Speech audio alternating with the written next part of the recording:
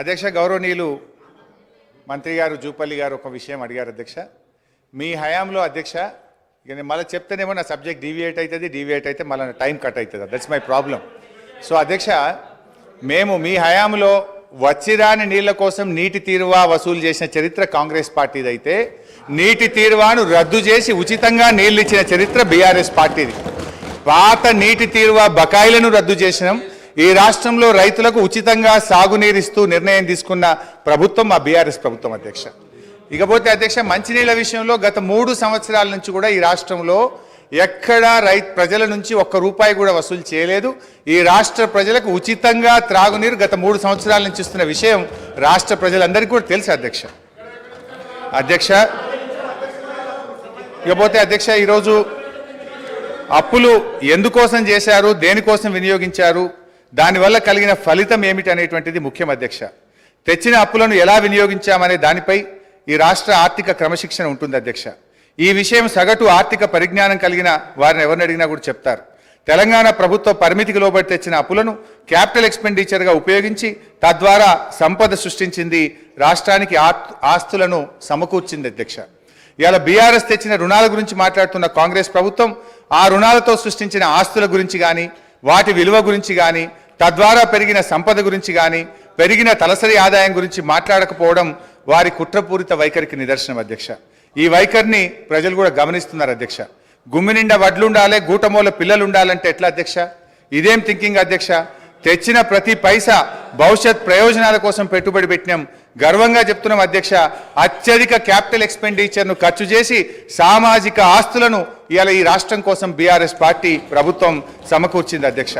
తెలంగాణ రాష్ట్రం ఆవిర్భవించినాడు పరిస్థితి ఎట్లా ఉందంటే ఒక విధ్వంసమైన రాష్ట్రాన్ని, కరెంటు చక్కగలేని రాష్ట్రాన్ని, తాగునీళ్లు చక్కగలేని రాష్ట్రాన్ని, సర్కారు తుమ్మలు మొలిచిన చెరువులు, తెగిన కట్టలు, శిథిలమైన తూములు, అలుగులు, ప్రాజెక్టులు లేక, సాగునీరు లేక, బోరుబావులే దిక్కైన రాష్ట్రాన్ని, భూగర్భ జలాలు అడుగంటి 600 ఫీట్లు బోరు వేసిన చుక్క నీళ్లు పడని రాష్ట్రాన్ని, ఉపాధి లేక జనం వలసబాటిన పట్టిన రాష్ట్రాన్ని ఒక దరికి చేర్చాలంటే, ప్రజల కన్నీళ్లు తుడవాలంటే దానికి ఎంత నిబద్ధత ఉండాలి, ప్రజల మీద ఎంత మమకారం ఉండాలి, ఎంత తపన ఉండాలి, ఎంత తపస్సు చేయాలి, ప్రజల శ్రేయస్సు కోసం, అభివృద్ధి యజ్ఞం కోసం నిధులు సమీకరిస్తే ఇది తప్పైతుందా అధ్యక్ష? క్యాపిటల్ ఎక్స్పెండిచర్తో ఇవాళ సంపద సృష్టించినాం అధ్యక్ష. తెచ్చిన పైసలతో సాగునీటి ప్రాజెక్టులు కట్టినాం. పడావు పడ్డ బీడు భూముల్లో నదీ జలాలు మలిపినాం. నీరు పల్లె మెరుగు అని అవహేళన చేసిన ఆనాటి కాంగ్రెస్ నాయకులు నోళ్లు మూతపడేలా నీళ్లను ఎత్తిపోసినాం. విధ్వంసమైన చెరువులను పునరుద్ధరించినాం. చెరువులకు ప్రాజెక్టులను అనుసంధానం చేసినాం. నీటి నిల్వ సామర్థ్యం పెంచినాం. భూగర్భ జలాలు పెంచినాం. భూమికి బరువయ్యేంత పంట పండేలా చేసినాం.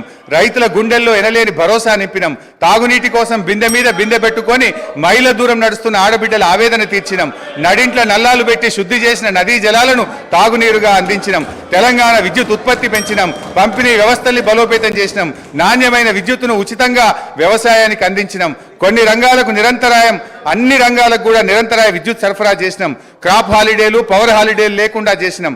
రహదారులు, బ్రిడ్జిలు, భవనాలు, జిల్లా కలెక్టరేట్లు, మెడికల్ కాలేజీలు, పాఠశాలల మీద క్యాపిటల్ ఎక్స్పెండిచర్ చేసినాం. తెలంగాణ ఉజ్వల భవిష్యత్తుకు బాటలు నిర్మించినాం. అధ్యక్ష ఇవాళ ఏం విజయాలు సాధించినామో అని వాళ్ళు మాట్లాడుతున్నారు అధ్యక్ష. ఇవాళ పంటల విస్తీర్ణం 2014-15లో 1,31,00,000 ఎకరాలు కాగా 2022-23 నాటికి 2,08,67,000 ఎకరాలకు చేరింది అధ్యక్ష. అంటే 59% పెరిగింది అధ్యక్ష.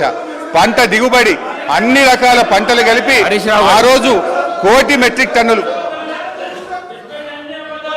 అధ్యక్ష అప్పులు తెచ్చి అన్ని బిల్డింగ్స్ కట్టామని చెప్తున్నారు. చాలా సంతోషం అధ్యక్ష. ఏం బిల్డింగ్లు కట్టారు అధ్యక్ష?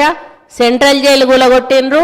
పురాతనమైనది నిజాం నవాబ్ కాలం నాటిది, అక్కడ హాస్పిటల్ కట్టిండ్రు అధ్యక్ష. అదే హాస్పిటల్ ఊరవతల కట్టుంటే పేషెంట్లకు కూడా మంచిగా ఉంటుంది అధ్యక్ష. పురాతనమైన జైలు కూడా అక్కడ ఉండేది అధ్యక్ష. అక్కడ ఎంజిఎం ఉంది, ఎంజిఎంలో సరిగా స్టాఫ్ లేరు అధ్యక్ష. దాన్ని డెవలప్మెంట్ చేయకుండా కొత్త బిల్డింగ్ ఎందుకు కట్టారు, ఆ ప్లేస్లో ఎందుకు కట్టారంటే వీళ్ళకు పర్సంటేజ్ల కోసం కట్టారు అధ్యక్ష. ఈరోజు సెక్రటేరియట్ పాత భవనాన్ని కూలగొట్టారు అధ్యక్ష. అంత పెద్ద భవనాన్ని, అన్ని కోట్ల విలువైన భవనాన్ని కూలగొట్టాల్సిన అవసరం ఏముంది అధ్యక్ష? దాన్ని ఇంకొక గాంధీ హాస్పిటల్లో, ఇంకొక నిమ్స్ హాస్పిటల్లో చేసి పేదవాళ్లకు హాస్పిటల్ని కేటాయించి ఈ సెక్రటేరియట్ బిల్డింగ్ ఇంకా ఎక్కడైనా కట్టుంటే అదే ఆస్తి కూడగట్టినట్టు అవుతుంది. ఉన్న ఆస్తులను ధ్వంసం చేసి కొత్త ఆస్తులు కట్టుకున్నది ఎవరి కోసం? మీకోసం కట్టుకున్నారు, మీ పర్సంటేజ్ల కోసం కట్టుకున్నారు. ఈరోజు డబుల్ బెడ్రూమ్ ఇల్లు ఎక్కడా కూడా నిరుపేదలకు కట్టలేదు అధ్యక్ష. 100 సార్లు నేను సీఎం గారిని, గత సీఎం గారిని అడిగాను అధ్యక్ష. స్థలాలు ఉన్న వాళ్ళకి ఒక 3 లక్షలు 4 లక్షలు ఇవ్వండి, వాళ్ళు ఒక్క షెడ్ అన్న వేసుకుంటారు. అంటే మేకెక్కడ ఉండాలి, కోడెక్కడ ఉండాలి, అల్లుడెక్కడ ఉండాలి, బిడ్డ ఎక్కడ ఉండాలి, డబుల్ బెడ్రూమ్ ఇల్లు కట్టిస్తా అని కనీసం ఒక 100 బెడ్రూమ్ హౌజులు కూడా ఒక్కొక్క నియోజకవర్గానికి ఇవ్వలేదు అధ్యక్ష. ఆ ఇచ్చిన బెడ్రూమ్ ఇల్లు కూడా ఈరోజు ఎలక్షన్ల ముందు వాళ్ళ కార్యకర్తలకు మాత్రమే ఇచ్చుకున్నారు అధ్యక్ష. నిరుపేదలకు ఎవరికి ఇవ్వలేదు అధ్యక్ష. ఈరోజు బోర్బండ పోదాం అధ్యక్ష, ఇక్కడి నుంచి బోర్బండకి వెళ్దాము. అక్కడ వాళ్ళు టైల్స్ వేసుకొని వాళ్ళు షెల్ఫ్లు కట్టుకొని 10 వేలకు కిరాయిలకు ఇచ్చుకుంటున్నారు అధ్యక్ష డబుల్ బెడ్రూమ్ ఇల్లు. వీళ్ళు చేసిన పనులన్నీ కూడా దుర్వినియోగం చేశారు అధ్యక్ష. అప్పులు తెచ్చి నిరుపేదలకు ఉపయోగపడి పని ఒక్కటి కూడా చేయలేదు అధ్యక్ష. స్కూళ్ళు డెవలప్ చేయలేదు, ఉన్న హాస్పిటల్ డెవలప్ చేయలేదు, హాస్పిటళ్లలో స్టాఫ్ను రిక్రూట్ చేయలేదు, విద్యా వైద్యాన్ని పూర్తిగా నిర్లక్ష్యం చేసిన ప్రభుత్వం ఏదైనా ఉందంటే తెలంగాణ ప్రభుత్వం అధ్యక్ష. మనం తెలంగాణ తెచ్చుకున్నది నీళ్లు, నిధులు, నియామకాలు. ఈరోజు నీళ్లు కృష్ణా జలాలను ఆంధ్రాకు అమ్ముకుంటున్నారు అధ్యక్ష. ఒక్కటి నేను అడుగుతా అధ్యక్ష, పక్క రాష్ట్రాలు అన్నప్పుడు ఫ్రెండ్షిప్గా ఉండాలి అధ్యక్ష. సీఎం కేసీఆర్ కుటుంబం అయ్యో జగన్మోహన్ రెడ్డి ఇంట్లో భోజనం చేస్తారు అధ్యక్ష. జగన్మోహన్ రెడ్డి కుటుంబం వచ్చో సీఎం కేసీఆర్ ఇంట్లో భోజనం చేస్తారు అధ్యక్ష. వాళ్ళ వెనకాలనేమో కేటీఆర్ గారు వెళ్తారు అధ్యక్ష. మామూలుగా ఇద్దరు సీఎంలు కూర్చున్నప్పుడు తప్పకుండా వాళ్ళ చీఫ్ సెక్రటరీ, వీళ్ళ చీఫ్ సెక్రటరీ ఉండాలి. ఇద్దరి సీఎంల మధ్యలో ఏం సంభాషణ జరిగిందన్నది ప్రజలకు తెలియదు అధ్యక్ష. ఇన్నిసార్లు వీళ్ళు కలిసినా కూడా వీళ్ళు ఏం మాట్లాడుకున్నారు అనేది ప్రజలకు తెలియదు అధ్యక్ష. మళ్ళీ వచ్చినాక ఆంధ్ర మీద బయట తిడతారు అధ్యక్ష, లోపల మాత్రం భోజనాలు చేసుకుంటారు. కేటీఆర్ గారు ఏం మాట్లాడుకున్నారంటే వాళ్ళు ఏదో అభివృద్ధి గురించి మాట్లాడుకుంటున్నారు, నాకు సంబంధం లేదని వచ్చి ఈయన ప్రెస్ ముందట చెప్తాడు అధ్యక్ష. ఈరోజు సెంట్రల్లో నీటి వనరుల గురించి మీటింగ్ పెట్టినప్పుడు ఎంతమంది ఇక్కడ నుంచి పోయారు, ఎవరెవరు పోయారు, ఎప్పుడు సీఎం పోయారు, అది ఒకసారి చెప్పమన్నాను అధ్యక్ష. ఈరోజు కేంద్రాన్ని ఎందుకు బద్నాం చేస్తున్నారు అధ్యక్ష? ఈరోజు మోడీ గారితో మీరు సత్సంబంధాలు ఎందుకు పెట్టుకోలేదు? ఈరోజు యాదాద్రి విషయంలో చిన్నజీయర్ స్వామిని ఎంకరేజ్ చేశారు. ఈరోజు ఆయన ఎక్కడో ఒకటి కట్టుకుంటే అక్కడ మోడీని పిలిచిండని ఈరోజు మోడీని పక్కకు పెట్టేసి మోడీతో సంబంధాలు లేకుండా సెంట్రల్ ఫండ్స్ తెచ్చుకోకుండా ఈరోజు కేంద్రం ఇవ్వడం లేదని బదనాం చేయడం తప్ప అధ్యక్ష. ఈరోజు కేంద్రాన్ని దూరం పెట్టింది వీళ్ళు, కేంద్రం ఫండ్స్ ఉపయోగించుకోండి వీళ్ళు. చాలా ఫండ్స్ ఈరోజు రిటర్న్ పోయినాయి అధ్యక్ష, కేంద్ర ప్రభుత్వ నిధులు. దాని వైఫల్యం పూర్తిగా గత ప్రభుత్వం నేను చెప్తా ఉన్నాను అధ్యక్ష. దయచేసి ప్రగల్భాలు పలగకండి. ఈరోజు తెలంగాణ లాభాల బాటలో ఉన్న తెలంగాణను కాంగ్రెస్ పార్టీ మీకు అప్పచెప్పింది. నష్టాల బాటలోకి వెళ్ళి నిరుపేదల జీవితాలు మీరు బాగు చేయలేదు, కేవలం పెద్దవాళ్ళని బాగు చేశారు, పేదోళ్ళని ఎక్కడున్న వాళ్ళని అక్కడ ఉంచారు. ఈ వాస్తవాన్ని ఒప్పుకోవాల్సిన బాధ్యత మీ మీద ఉందని ఈ సందర్భంగా గుర్తు చేస్తా ఉన్నాను అధ్యక్ష. ఏంది అధ్యక్ష ఇట్లా ఇంతమంది మంత్రులు మధ్యలో వేస్తే మేము ఎట్లా మాట్లాడగలుగుతాం అధ్యక్ష? వాట్ ఈస్ దిస్ అధ్యక్ష? సరే ఎనీహౌ ఏం చేస్తాం అధ్యక్ష? ప్లీజ్ హరీష్ రావు గారు ప్లీజ్ అధ్యక్ష.